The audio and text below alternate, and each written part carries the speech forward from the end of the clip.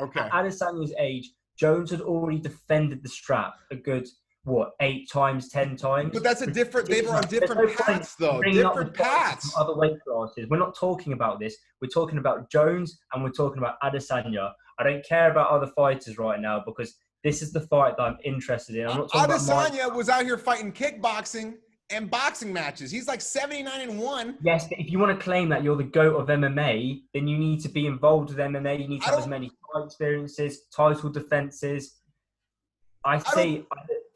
Listen, you're sidetracking here. We're talking about Jones. I don't think the conversation is MMA GOAT. I think the conversation at the end of the day is going to have to be, because Jon Jones is the greatest UFC MMA GOAT. There's nothing he can do. There's nothing Adesanya can do unless he wins 205 and wins heavyweight.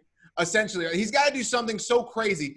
The argument is, who is the greatest combat athlete ever? I wasn't making the argument. No, the only reason Adesanya would face Jones is to make the claim that he's the greatest combat athlete ever, right?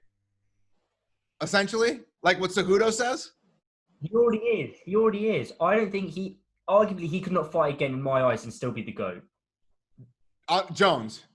Yes. No, Adesanya beating Jones makes him the greatest combat athlete ever, because you got to count in the kickboxing, the boxing, and the mixed martial arts.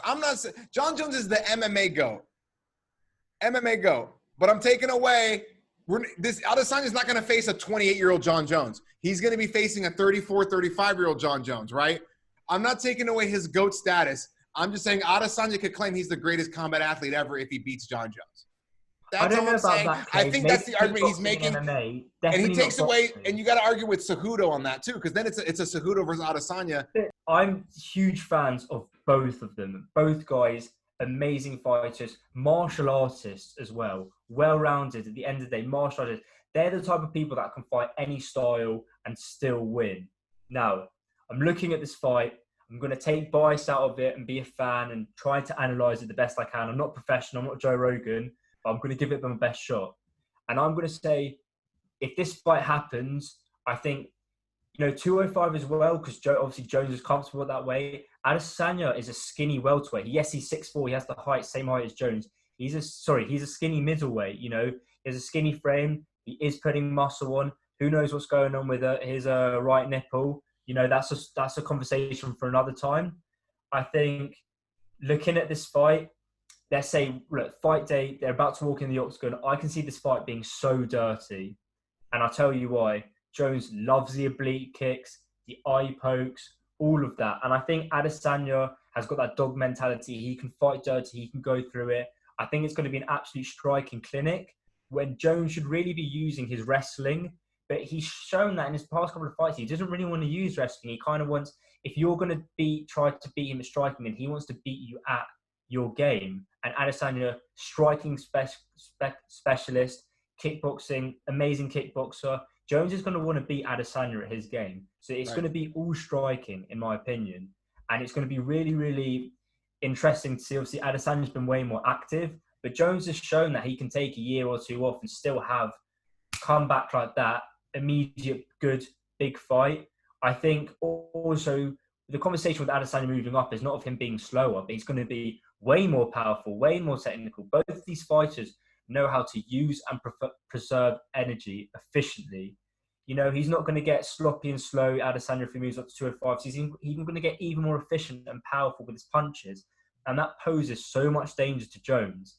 And we can see Jones can take a hit.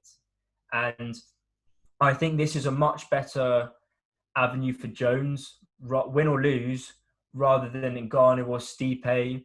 I think they're both great guys, but if you're going to want to fight someone for legacy, because right now I think Jones on that same level where he doesn't really have to fight again and he can fight people for legacy, sort of like what GSP is contemplating with Khabib. Adesanya's the man to beat right now. And I think it's a good fight. And the last thing I'm going to say on it is I think Jones will win. I love both fighters. I think I'm just going to say the safe bet for now, Jones will win.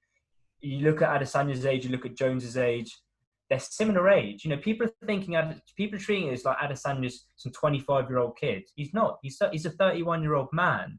And by the time Jones was 31, he'd already had this or that many title defenses. I know Adesanya was in another sport, but I'm just stating the facts. I'm just trying to weigh up the pros and cons. It's going to be a great fight, but we're going to have to see what happens. You know, Dana. We all know what Dana's like with making fights like these. Both fights, it's going to be the politics involved. But what a fight to talk about, and a dream fight if it happens. I'm watching it. I'm front row.